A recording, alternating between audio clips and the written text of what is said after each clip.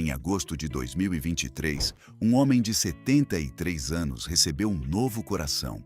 Em poucas horas virou notícia em todo o Brasil. Não pela cirurgia em si, mas pela velocidade com que ela aconteceu.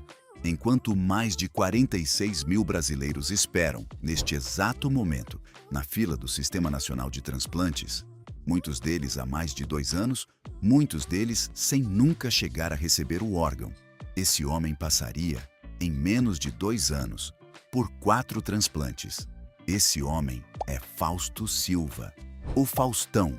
E o que aconteceu nos bastidores da sua saída da Globo, da sua passagem pela Band e dos seus transplantes é uma história que mistura dinheiro, saúde e uma pergunta que milhares de famílias brasileiras nunca conseguiram responder.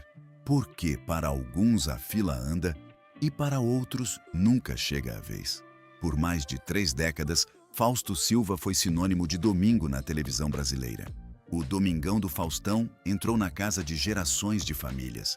Embalou o almoço de domingo, criou memórias afetivas que atravessam décadas. Mas o que o Brasil viu na tela foi apenas a metade da história. A outra metade, a da saída turbulenta da Globo, do fracasso na Band, do processo de 100 milhões e rares que ainda assombra a emissora e da sequência de transplantes que reabriu, no país inteiro, um debate sobre fama, dinheiro e saúde pública. É o que vamos revelar hoje. Se você ainda não se inscreveu, faça isso agora, porque essa história vai te fazer repensar tudo o que você acha que sabe sobre Faustão. Antes de ser Faustão, ele era apenas Fausto. Fausto Corrêa Silva, nascido em 2 de maio de 1950, filho do economista Amaury Corrêa Silva e da professora de idiomas Cordélia Moraes Corrêa Silva. A infância de Fausto foi marcada por mudanças constantes pelo interior de São Paulo. Em Araras, ele foi coroinha, auxiliar de padre em missas que, naquela época, ainda eram celebradas em latim. E, segundo relatos da própria família, chegou a considerar seriamente a ideia de seguir a vida religiosa. O destino, claro, tinha outros planos. Quando a família se mudou para Campinas, Fausto cursou o 2º grau no tradicional Colégio Estadual Culto à Ciência, onde teve como colega de classe ninguém menos que a futura grande atriz Regina Duarte. 2 nomes que, décadas depois, se tornariam pilares da televisão brasileira, sentados na mesma sala de aula, sem que ninguém imaginasse o que viria. Ainda em Campinas, aos 14 anos, Fausto teve sua primeira experiência profissional. Locutor de rádio, transmitindo procissões religiosas, bailes de debutantes e tardes de autógrafos nas rádios Cultura e Brasil.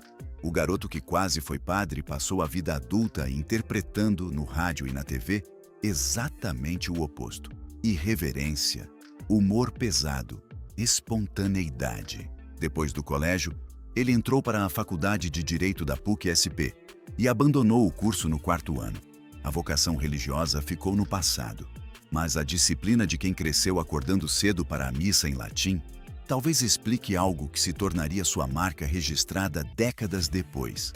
Nunca faltar, nunca atrasar, estar sempre lá, todos os domingos, sem exceção, por mais de 30 anos.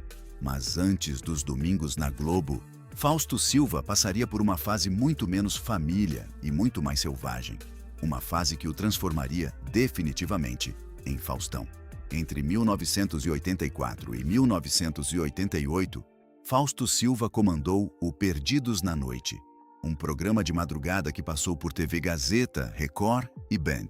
Era cru, improvisado, com bastidores expostos ao vivo, humor ácido e comentários sociais que, para a época, eram extremamente ousados. O programa criou um culto de fãs. E foi exatamente esse estilo irreverente que chamou a atenção de uma emissora que, até então, era conhecida pela sofisticação e pela seriedade: a Rede Globo. Aqui está um detalhe que poucos sabem. O Domingão não nasceu pensado para Faustão. A ideia original era de Gugu Liberato, que apresentava um programa noturno no SBT. Durante o Carnaval de 1988, o próprio Silvio Santos interveio pessoalmente junto ao presidente da Globo, Roberto Marinho, para convencê-lo a não contratar Gugu, garantindo em troca uma extensão milionária de contrato que manteria Gugu no SBT Com Gugu fora da disputa, a Globo recorreu rapidamente a outro nome, o apresentador irreverente do Perdidos na Noite. Em 26 de março de 1989, nascia o Domingão do Faustão. Pense nisso. Se Silvio Santos não tivesse feito aquele telefonema, talvez fosse Gugu Liberato, e não Faustão, o nome que ficaria entalado na garganta de gerações de brasileiros aos domingos. Um telefonema de Silvio Santos, uma negociação nos bastidores, e o destino de duas lendas da televisão brasileira mudou para sempre. Faustão assumiu o Domingão, e o que ninguém sabia era que aquele programa se tornaria, ao longo de mais de 3 décadas, não apenas um sucesso de audiência, mas também o centro de uma vida pessoal que viveria altos e baixos tão dramáticos quanto qualquer atração do próprio programa. A vida pessoal de Faustão sempre foi tratada, por ele mesmo, com discrição. Um contraste curioso para um homem que passou décadas exibindo a vida de outras celebridades em rede nacional. Seu primeiro casamento foi com Lucia Helena e durou 10 anos. Pouco se sabe publicamente sobre essa relação. Faustão raramente comentou sobre ela em entrevistas. Em seguida, ele se casou com a artista plástica e ex-modelo Magda Colares. Um casamento que também durou exatamente 10 anos, de 1990 a 2000. Foi durante esse período que Faustão viveu o auge absoluto da carreira na Globo. E foi dessa união que nasceu sua primeira filha, Lara Silva. Magda sempre manteve um perfil extremamente discreto, formada em letras, com carreira nas artes plásticas, longe dos holofotes da TV.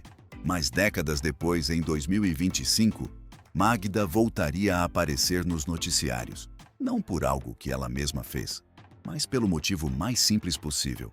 Ela esteve presente no lançamento do álbum de estreia da filha, Lara, hoje cantora.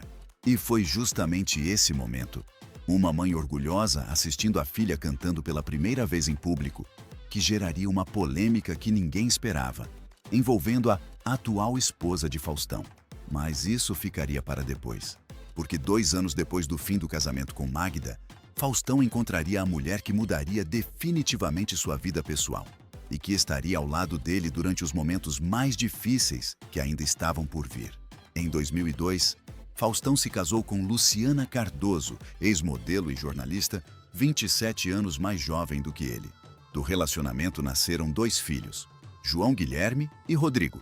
Diferente dos casamentos anteriores, esse relacionamento se tornaria público de um jeito diferente. Em abril de 2016, Faustão, conhecido por raramente expor a intimidade, surpreendeu ao publicar no Instagram fotos ao lado de Luciana. Para um homem que construiu a carreira inteira mostrando a vida alheia, esse gesto, por mais simples que pareça, dizia muito sobre como ele enxergava aquela relação, diferente das anteriores. João Guilherme, o filho mais velho com Luciana, cresceria seguindo os passos do pai, viria a se tornar apresentador e décadas depois assumiria um papel crucial. Seria ele quem, junto com a mãe, atualizaria o Brasil sobre o estado de saúde do pai durante os momentos mais críticos. Faustão tem, ainda, 5 irmãs, entre elas Leonor Correia, diretora de TV, e outras 4 dedicadas à educação. Uma família grande, majoritariamente discreta, que durante décadas permaneceu nos bastidores enquanto Faustão ocupava o centro do palco. Por mais de 30 anos, a vida pessoal de Faustão ficou em segundo plano, atrás do sucesso profissional. Mas em 2021, essa ordem de prioridades começaria a se inverter, e ninguém imaginava o quão rápido isso aconteceria. Em janeiro de 2021, depois de 35 anos na Globo, Faustão tomou uma decisão que abalaria a televisão brasileira. Não renovaria o contrato. O Domingão do Faustão deixaria a grade ao final daquele ano. Para entender o tamanho dessa decisão, é preciso lembrar: o Domingão não era apenas um programa, era uma instituição. Era o som de fundo dos domingos de famílias inteiras, por gerações. Faustão era para o Globo tão estrutural quanto o próprio Jornal Nacional. E o destino dessa saída já estava traçado havia meses. Segundo o próprio Faustão revelaria depois ao colunista Flávio Rico: 6 meses antes de assinar com a Globo, avisei a Band, aos 2 diretamente, Johnny e Ricardo Saad, donos da emissora, da minha saída. Agora, a mesma coisa. Em outras palavras, décadas antes, Faustão havia avisado a Band, pessoalmente, que sairia para a Globo. E agora, décadas depois, fazia o caminho inverso, avisando a Globo, com antecedência, que sairia para a Band. Um ciclo se fechando. Um homem que, décadas antes, tinha enchido os olhos da Globo trabalhando justamente na Band e que agora, no fim da carreira, voltaria para casa. O novo contrato, negociado com os irmãos Johnny e Ricardo Saad, amigos pessoais de longa data, tinha duração de 5 anos. 5 anos de contrato. 35 anos de história na Globo encerrados. E uma aposta que, em poucos meses, se revelaria um dos maiores fracassos televisivos recentes do Brasil. Em 17 de janeiro de 2022, Faustão na Band foi ao ar pela primeira vez. Um programa diário, no horário nobre, com 90 minutos de duração. Formato ambicioso, com a promessa de repetir na Band o sucesso que Faustão havia construído na Globo durante décadas. Mas o resultado, desde o início, ficou muito abaixo do esperado. Segundo análises do mercado publicitário, o programa nunca figurou entre os 5 mais vistos da própria emissora. Um resultado dramático para o nome que havia sido, por décadas, sinônimo de audiência de domingo. O salário de Faustão na Band era estimado em 5 milhões mais por mês, segundo o jornal O Globo. Mas havia um detalhe contratual importante. Apresentador e emissora dividiam, igualmente, lucros e gastos do programa. Ou seja, se o programa não desse lucro, o prejuízo também seria compartilhado. E foi exatamente isso que aconteceu, só que numa escala muito maior do que qualquer um esperava. Em 2023, com a audiência patinando e o programa claramente fora do que havia sido projetado, a Band e Faustão chegaram a um comum acordo. O programa terminaria em junho daquele ano, depois de pouco menos de 1 ano e meio no ar. A nota oficial da Band foi, como costuma acontecer nesses casos, extremamente educada. Agradeceu Faustão por ter comandado com competência e profissionalismo as noites da Band por 1 ano e meio. Destacou as mais de 700 horas de programação e as 350 edições. Mas, segundo apurações da revista Veja, por trás da nota educada havia um número que ninguém na Band gostaria de ver estampado. A saída de Faustão deixaria para trás um prejuízo estimado em 100 milhões de reais. 100 milhões de reais. Para uma emissora de televisão, isso não é apenas um número. É o tipo de prejuízo que afeta orçamentos, demissões e até a programação de outros apresentadores da casa. E aqui está o detalhe que poucos perceberam na época. A substituição de Faustão geraria, segundo colunas da época, problemas até para o apresentador José Luiz da Atena, outro grande nome da Band, cujo futuro na emissora também ficou em xeque em meio à crise gerada pelo rastro de destruição deixado pelo fim do programa. Faustão, segundo apurações, chegou até a renunciar ao próprio salário e injetar dinheiro pessoal para manter a estrutura que desejava para o programa. Um esforço pessoal que, no fim, não foi suficiente para evitar o resultado. 35 anos de Globo, 5 anos de contrato prometidos na Band, mas apenas 1 ano e meio no ar, e 100 milhões de reais de prejuízo. E foi exatamente nesse momento, com a carreira em sua fase mais delicada em décadas, que a vida de Faustão tomaria um rumo completamente diferente. Um rumo que não tinha nada a ver com audiência, contratos ou emissoras. Em 27 de agosto de 2023, poucos meses depois do fim do Faustão na Band, o Brasil recebeu uma notícia que pegou todos de surpresa. Fausto Silva havia passado por um transplante de coração no Hospital Albert Einstein, em São Paulo. A cirurgia, de cerca de 3 horas, foi motivada por um quadro grave de insuficiência cardíaca. Segundo o Ministério da Saúde, o apresentador teve prioridade por conta da gravidade de seu caso.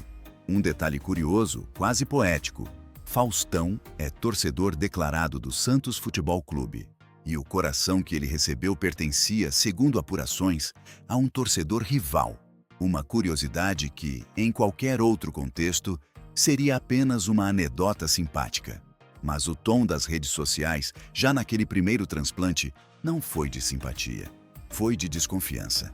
Comentários como "muita gente na fila e do nada ele quem ganha um coração" e "quem tem dinheiro não precisa ficar na fila do SUS" começaram a se espalhar. O assunto se tornou tão grande que até organizações de educação midiática usaram o caso de Faustão como exemplo de como fato e opinião se misturam nas redes sociais brasileiras. E o motivo da desconfiança era compreensível, ainda que baseado em desinformação. No Brasil, mais de 46 mil pessoas aguardam, neste momento, por um transplante de algum órgão. Muitas esperam por anos. Algumas morrem na fila, sem nunca chegar à vez. Então, por que Faustão recebeu um coração tão rapidamente?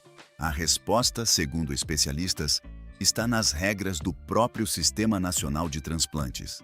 Regras que a maioria dos brasileiros nunca teve motivo para conhecer.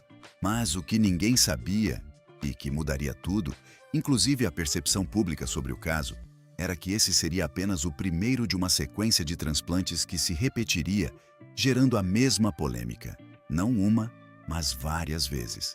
Cerca de 6 meses depois do transplante de coração, em fevereiro de 2024, Faustão precisou passar por um transplante de rim, depois do agravamento de uma doença renal. E, novamente, a mesma pergunta voltou a circular. Como ele conseguiu, de novo, tão rápido? Foi nesse momento que a família de Faustão decidiu fazer algo que raramente acontece em casos de celebridades. Explicar publicamente, com base técnica, como funciona a fila de transplantes, em vez de apenas pedir respeito à privacidade. Em comunicado publicado no perfil oficial do apresentador, a família compartilhou os esclarecimentos de um médico especialista, o Dr. Alvim.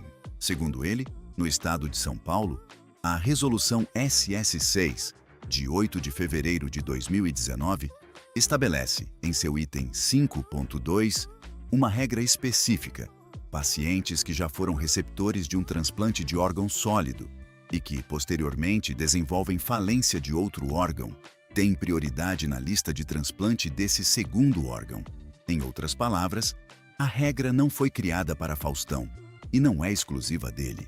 Ela existe desde 2019 e se aplica a qualquer pessoa no estado de São Paulo que tenha já recebido um transplante e depois precise de outro. O médico foi além. Segundo dados de 2023, 34 transplantes renais foram realizados em pacientes que desenvolveram insuficiência renal depois de transplantes de outros órgãos, coração, fígado ou pâncreas. Faustão era, estatisticamente, um entre dezenas de casos parecidos naquele mesmo ano.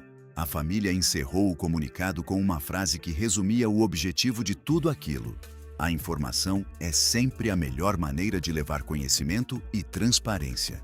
Mas, como costuma acontecer no Brasil das redes sociais, a explicação técnica chegou e a desconfiança continuou.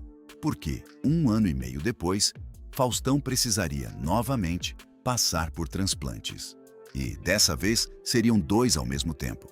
Em 21 de maio de 2025, Faustão foi internado novamente no Hospital Albert Einstein, agora por uma infecção bacteriana aguda que evoluiu para sepse, um quadro extremamente grave em que o corpo reage de forma descontrolada a uma infecção, podendo levar à falência de múltiplos órgãos. Já fragilizado pelos transplantes anteriores de coração e rim, realizados cerca de 2 anos antes, o quadro de Faustão se agravou ao ponto de exigir, em agosto de 2025, 2 novos transplantes em sequência, um transplante de fígado e um retransplante de rim, o segundo rim em pouco mais de 1 ano.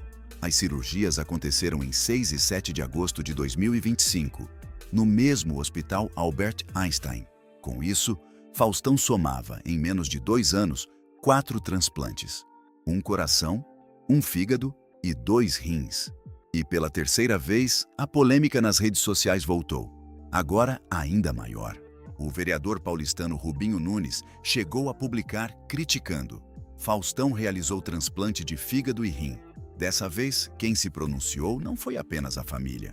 Foi o próprio ministro da Saúde, Alexandre Padilha. Em vídeo publicado em suas redes oficiais, Padilha foi direto: o Faustão fez o transplante porque ele já estava na fila de urgência. Casos como o dele são realizados mais rápido, inclusive por conta disso. alguns deles em até 48 horas. E o ministro trouxe um dado que poucos brasileiros conheciam. Só no ano passado, mais de 100 casos de transplantes no Brasil pelo SUS foram de pessoas que fizeram 2 ou mais transplantes. A conclusão do ministro foi direta e, em certo tom, também uma defesa do próprio sistema público de saúde. Não tem nada de irregular com o que está acontecendo com o Faustão. Respeite o SUS, respeite o Faustão, respeite os profissionais de saúde. Médicos de outros estados, como o Paraná, também se manifestaram publicamente sobre casos parecidos. Relataram pacientes comuns, sem qualquer fama, que também foram priorizados para transplante de coração em um dia e receberam o órgão no dia seguinte. O caso do Faustão foi só porque ele é famoso e da mídia que gerou polêmica, resumiu um desses médicos. 4 transplantes, 3 rodadas de desconfiança nas redes sociais. E pela primeira vez, um ministro da Saúde em exercício teve que ir a público, pessoalmente, defender o protocolo médico de um apresentador de televisão. Algo praticamente inédito na história recente do país. E enquanto Faustão se recuperava das cirurgias mais recentes, um segundo capítulo, completamente diferente, voltaria a colocá-lo nos noticiários. Não por questões de saúde, mas por uma dívida que remontava à sua passagem pela Band. Mais de 2 anos depois de deixar a televisão e já tendo passado pelos 4 transplantes, Faustão se viu, sem qualquer ação direta de sua parte, no centro de um novo imbróglio, um processo judicial milionário contra a Band, a emissora onde trabalhou por cerca de 1 ano e meio. Quem move a ação é o ECAD, o Escritório Central de Arrecadação e Distribuição, órgão responsável por administrar a execução pública de músicas em emissoras de TV, rádios e shows. Segundo o ECAD, a Band não realiza os repasses devidos desde 2020, incluindo as músicas executadas durante toda a exibição do Faustão na Band, entre 2022 e 2023. O valor da cobrança, 78,4 milhões. O Tribunal de Justiça de São Paulo deu à Band o prazo de 15 dias para o pagamento. Uma dívida que, segundo a Folha de São Paulo, vem sendo cobrada desde agosto de 2024. Some esse valor ao prejuízo de 100 milhões já estimado pela revista Veja em 2023. E o Faustão na Band se torna, financeiramente, um dos capítulos mais caros da história recente da televisão brasileira. Não pelo que rendeu, mas pelo que custou. E Faustão, longe das telinhas há mais de 2 anos, recuperando-se de 4 transplantes, viu seu nome ser novamente associado a um número de 8 dígitos. Não por escândalo pessoal, mas por uma dívida estrutural de uma emissora que, décadas atrás, o havia revelado ao Brasil. O homem que passou 35 anos sendo sinônimo de Domingo na Globo, que tentou recriar esse sucesso na Band e viu um prejuízo de 100 milhões urinários em seu lugar, e que sobreviveu a 4 transplantes em menos de 2 anos, hoje vive, segundo as últimas atualizações da família, muito bem na recuperação. João Guilherme, seu filho, resumiu o momento com uma frase simples, em nome de toda a família. Isso faz toda a diferença. Muito obrigado. A história recente de Faustão é, ao mesmo tempo, a história de um dos maiores nomes da televisão brasileira. E a história de um homem de 75 anos lutando literalmente pela própria vida. Transplante após transplante. Por trás das polêmicas, o prejuízo na Band, o processo do ECAD, a desconfiança sobre a fila de transplantes, existe algo que vale a pena lembrar. As regras que beneficiaram Faustão existem desde 2019. Foram explicadas publicamente por médicos e pelo próprio Ministério da Saúde e se aplicam a qualquer brasileiro no mesmo estado de saúde, famoso ou não. Mas também existe uma realidade que não pode ser ignorada. 46 mil brasileiros esperam agora por um transplante. E para a maioria deles, não existe um ministro da Saúde gravando um vídeo explicando o caso, nem uma família com estrutura para divulgar boletins médicos detalhados. Talvez a verdadeira lição dessa história não seja sobre Faustão, seja sobre o sistema e sobre o quanto ainda precisamos entender, como sociedade, antes de transformar saúde em palco de desconfiança. Agora eu quero saber de você. O que mais te chocou nessa história? Foi o prejuízo de 100 milhões de dólares na Band? O processo do ECAD, os 4 transplantes em 2 anos? Ou a explicação do ministro da Saúde? Conta nos comentários. E seja respeitoso. Estamos falando de saúde e de vidas reais, dos 2 lados. Se esse vídeo te trouxe algo, uma reflexão, uma informação nova, uma mudança de perspectiva, se inscreve agora e ativa o sininho. A gente publica toda semana, sempre com as histórias reais por trás da fama.